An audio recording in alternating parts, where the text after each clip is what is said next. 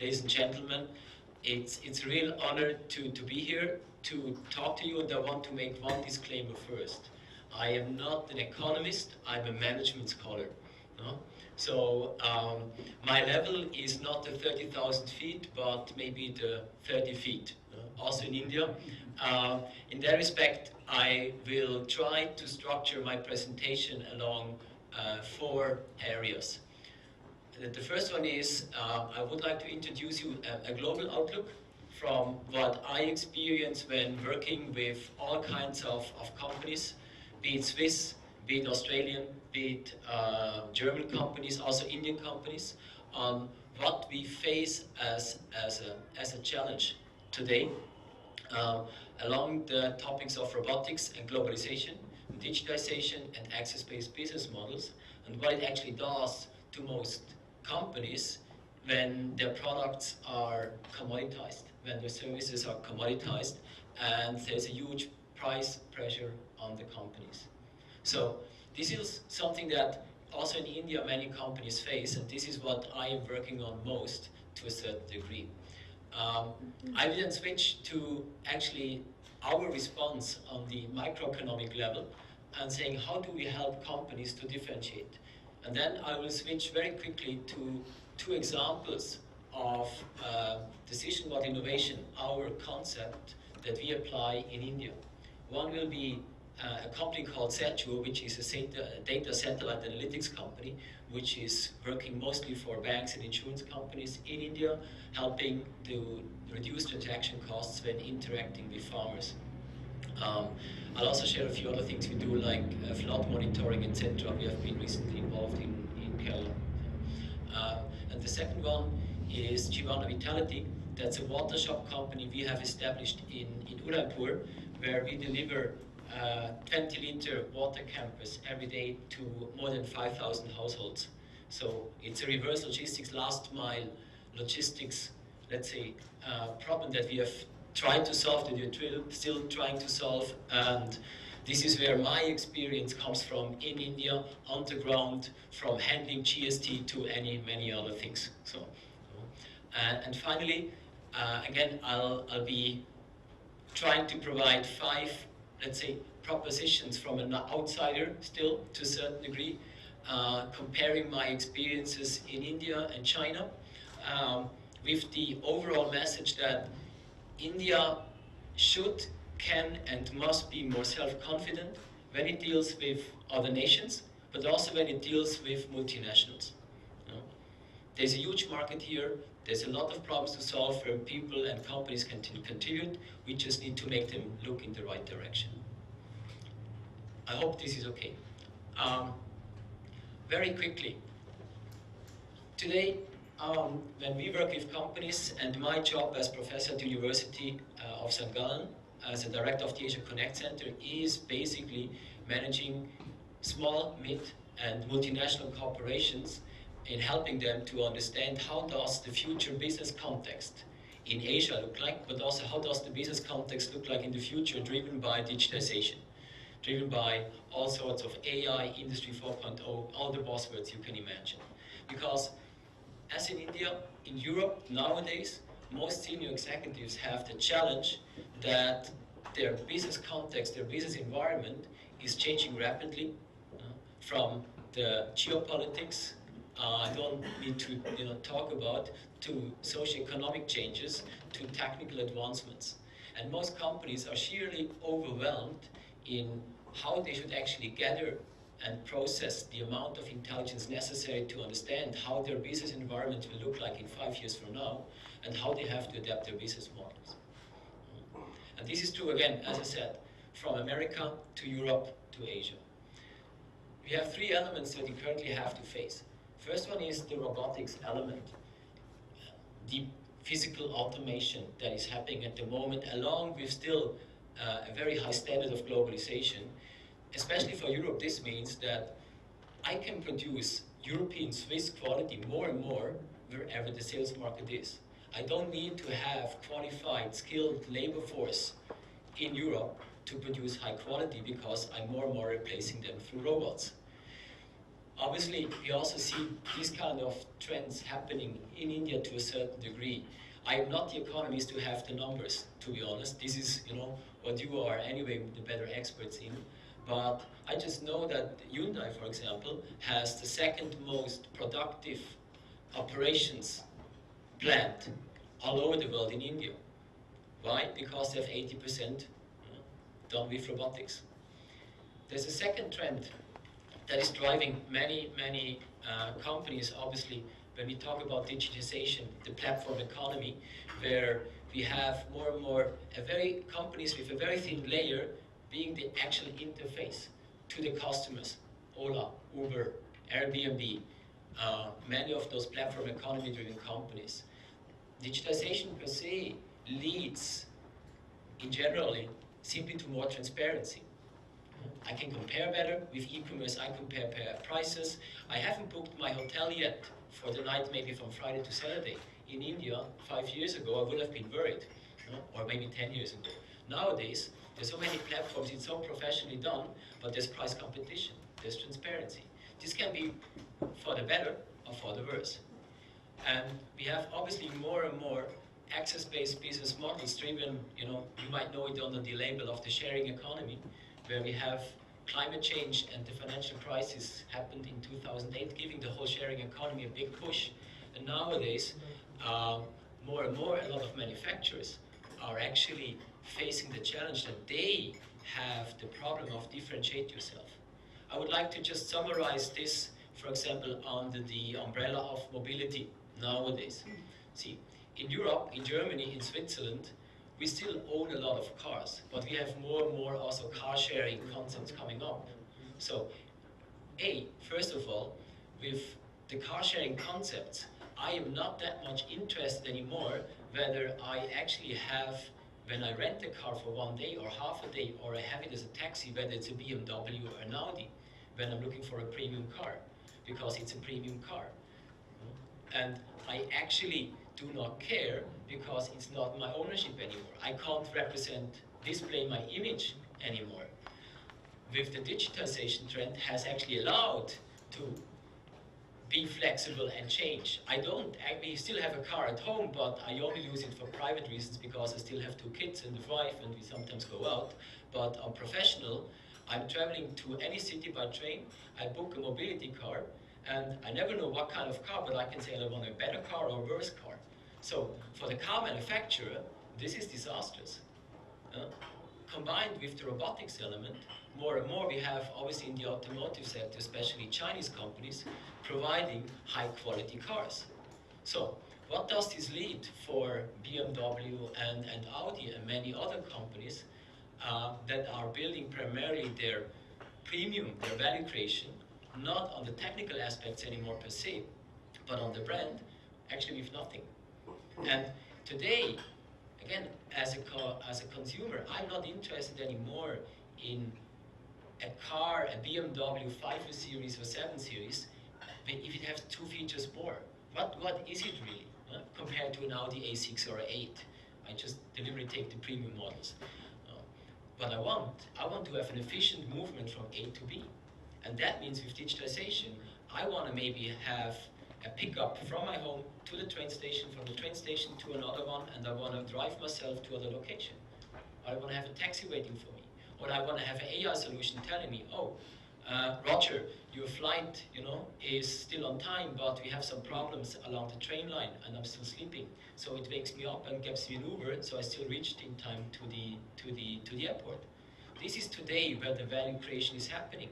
And most traditional companies that are producing products and services have more and more problems to differentiate themselves, because the car in such a world has become a commodity. So, what does this mean? If we have commoditization, the price is the only differentiating factor.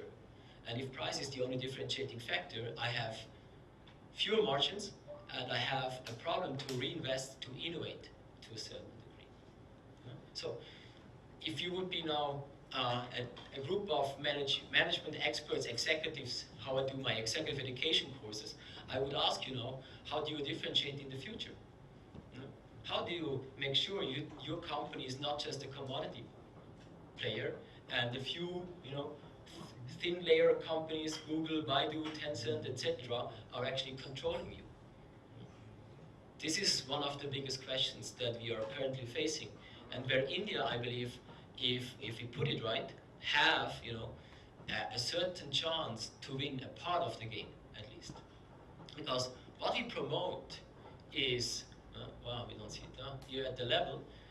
We want to have a evolutionary, respectively revolutionary move from just not only business model innovation, but actually we call it decision model innovation. Because today, how we see the world with increasing AI, with increasing digitization and all the other factors I've just mentioned, the actual value proposition that matters most to us today is support in making better decisions. How to apply the assets better. Not the asset I can buy. I can buy a good car, a worse car, a medium car, a premium car. They're all the same, more or less. A little bit of different branding, but the quality I choose works. So that's not a differentiating factor anymore. And many companies today, when we also look at the healthcare sector, the insurance sector, the logistics sector especially, they don't know anymore how to make money. I have one client, one of the largest third-party logistics service providers, that tells me, Professor Moser, with our logistics service we don't make money anymore. How do we make money in the future? And what we are saying is, look, you have a lot of logistics data. Combine it with other data sources, and you might be able to serve as an intelligence as a service platform, where your logistics operations are actually only a means to gather the intelligence. And we're actually considering that. And I have many more clients that are, let's say, not that radically, but are thinking in that direction. And so what we see is the more we have a level of commoditization and industry convergence, the less I can differentiate myself via product innovation, via process innovation, even via business model innovation, but actually only via decision model innovation. The graphs are figuratively, so again, don't put me on the numbers. But the idea is clear. If we don't think of decision-making support at the core operation of our customers as one of the key value creations that we can do, we will lose, because most of the other elements will be a commodity. You might have heard of blockchain, right? I mean, blockchain in many executives' ears is something extremely innovative. Well, the concept of blockchain exists for 10, 20 years to a certain degree. If I have a blockchain solution today, as such, I can call an IT company and do it. It's a commodity to a certain degree. A blockchain solution alone is a commodity. And this is where actually, again, the title of my presentation comes in.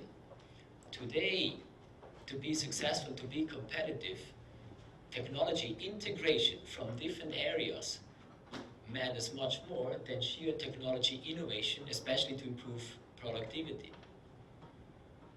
And this is where India, with its creative approaches, some kind of a Jugaad 4.0, actually has a certain advantage, to my degree, if we do it right. At least there's a chance. I'm not saying technology innovation per se is not important, don't get me wrong, but how much of any economy is actually real technology innovation? And how much is just a proper application? And I want to show you two things, because at the end, what we also talk in this forum, we need to increase the productivity in India. If we increase productivity, we can pay better salaries. If we can pay better salaries, we have higher tax returns. I mean, that's not, you are the expert on this, but I believe that with a stronger focus on technology integration rather than just innovation, we can do something substantial here. Obviously, you are the experts to apply it to the Indian context. My humble suggestions are more from a generalized experience, at least here working in India and with India.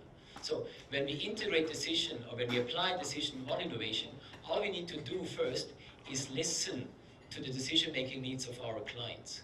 And then the decisive point comes. And then we need to do creative integration between data gathering technologies, data transferring technologies, data storing technologies, data analytics technologies, and data visualization technologies. And a data gathering technology are satellites. A browser in my laptop is also data gathering technology. GSM is a data transferring technology. Narrowband IoT, a data transferring technology. You might have heard about low power wide area networks. Allows completely new ways to gather technology. If I combine low power wide area networks with underground sensors, I can do, I can change the way I understand the soil quality all over India. Imagine the transparency we can get. Imagine the level of precision farming we can do. If we do this right, it could also be a narrowband IoT. I mean, it's almost the same. It has its pros and cons. I don't want to go into technical discussions. If we then do this with other elements of analytics and visualization, we can create completely new levels of transparency to make better decisions to increase productivity. Again, this is the managerial view from where I come from. And in order to actually showcase you two things, I have brought two case examples that we actually do in India. So one is the company called Sature. Sature actually is an Indian startup with an office in Switzerland, a very small office in London, and a very, very small office in Dubai. It's an Indian startup. It's Indian ex-ISRO, data scientists that have put their heads together, again, with a little bit of managerial input from our side as well, and said, okay, if we have these satellite data analytics capabilities, what can we do for also the farmers? What can we do to improve financial inclusion? And in order to improve financial inclusion of farmers, again, we need low-cost transparency. We need to understand what can the farmer harvest at the end of the year to give him a sustainable loan. If I have to send out a field officer every time, I have to charge high interest rates because somewhere the costs need to come from. If I can do this for 30 peso per hectare of analytics, I have much lower transaction costs. So what we actually do with Sature is we combine different technologies, primarily satellite technologies, put it on our own genuine machine learning platform, and actually provide it as APIs to insurance companies and banks in India. So, and the same I can apply also when the floodings happened, unfortunately, in Kerala a couple of months ago. We put up very quickly a platform where we could identify where the floodings are the highest and could send the rescue teams, to those areas most affected. Also for, again, insurance claims, we can exactly do, now for insurance companies, an analysis where has the flooding really happened and make payouts much faster. So we can reduce it to 6 weeks for payments. We're actually talking to Swiss Re, one of the largest reinsurance companies, and a few companies in the financial market, where we could do a revival of index-based risk programs and products again, because nowadays satellite analytics allows us much better to understand where a damage has happened. Combine this with a few underground technologies, and we can do better. What this means, again, from our point of view, is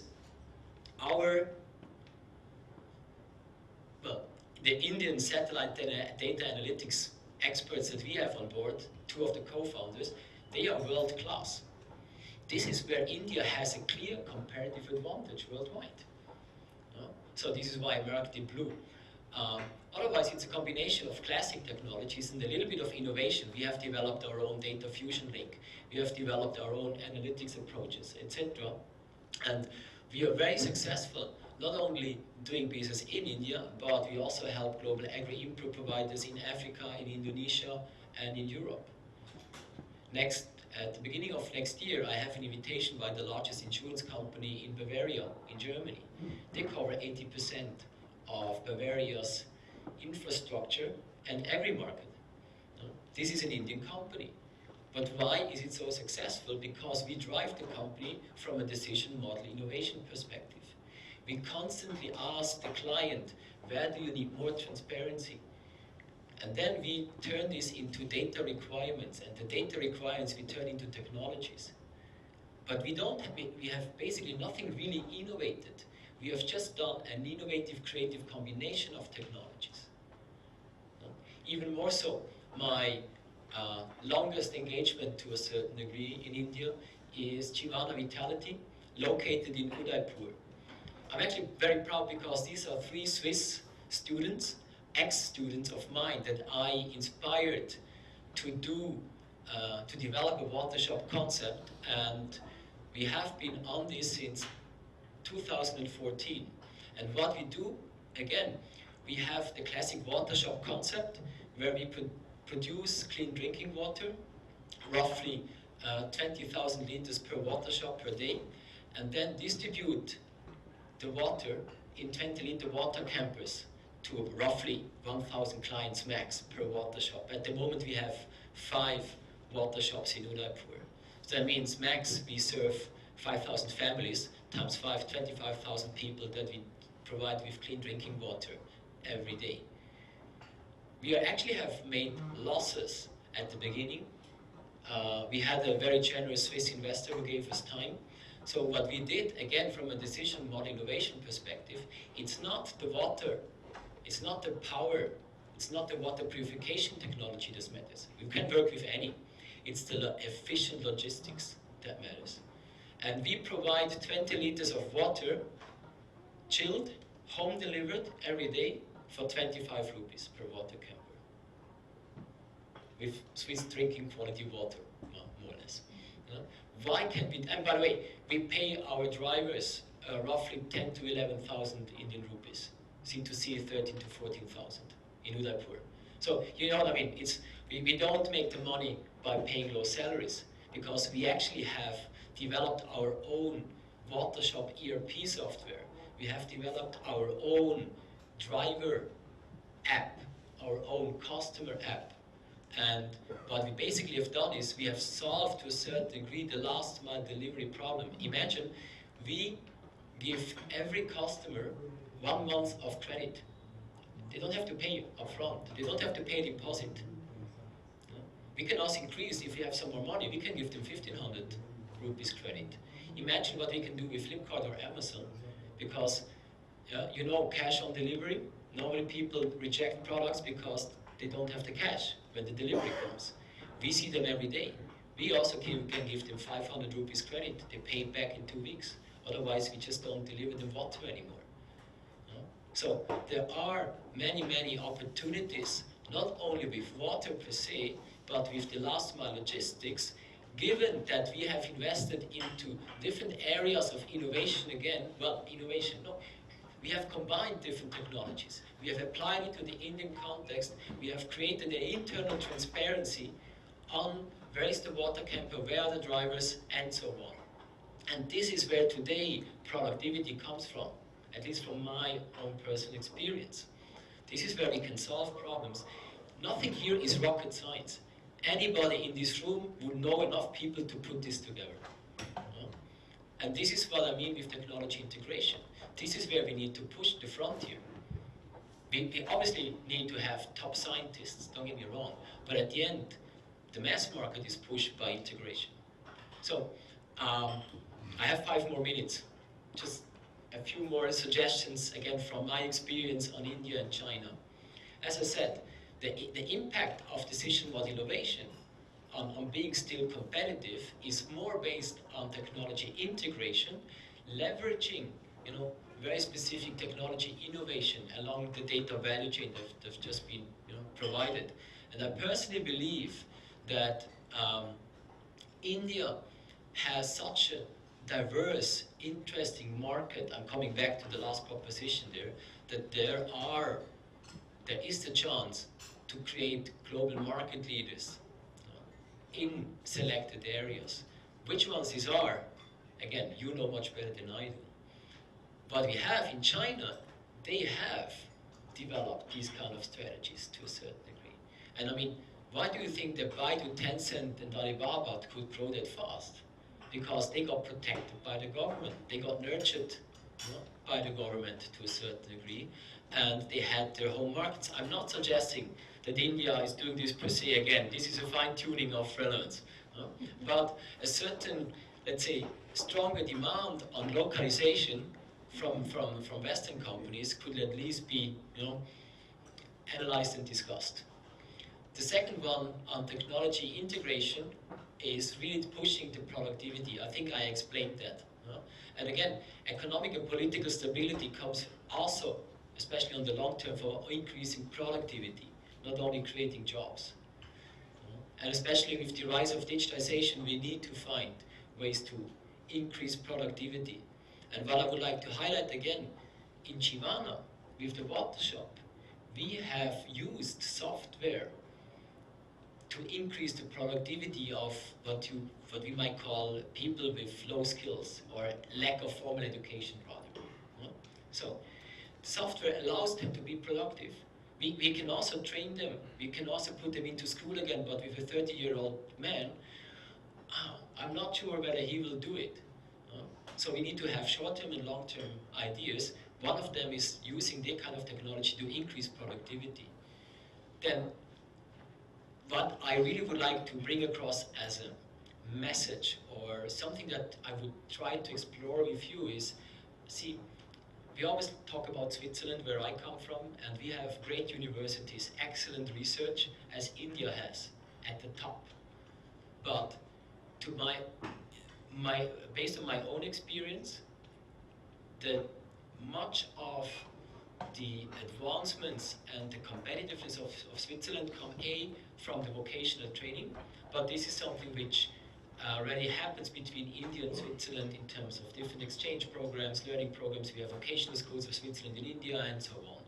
But what is often overlooked in discussions is the InnoSwiss program. It's a state-funded research, applied research funding project where companies and universities of applied science, also universities, apply jointly for funds. The companies have to bring in 10 to 15% in cash, the rest is in kind.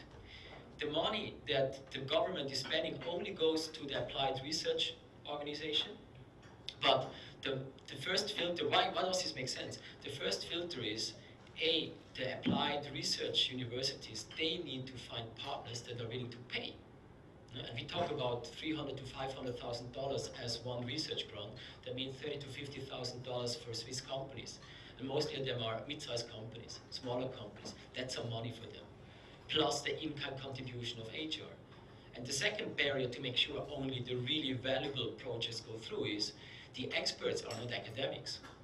The experts are people with an R&D background in the corporate world. So when I applied once and I failed, unfortunately, the head of R&D of ABB was talking to me saying, okay, look, Professor Moser, the idea is great, but this and this and this is missing. And this is where a lot of the, again, applied technology integration is happening. It's not the high-end, cutting-edge technology, but putting things together is happening there. And this is where I believe much more of the Swiss competitiveness is coming from than what people normally see. And in all my discussions on forums and panels in the Swiss-Indian context, this never is discussed. And I always ask myself why. So I actually thought this is maybe the right forum to do. And finally, again, innovation then requires real-world testing. India has a lot of potential.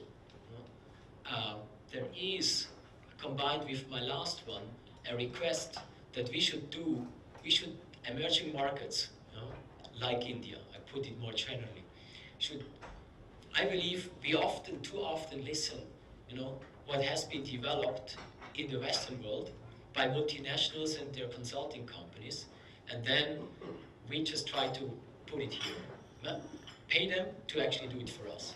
And I see that India has no comparative advantage in that. Why? I don't want to be mean, but I would rather want companies to develop a smart village concept than a smart city concept.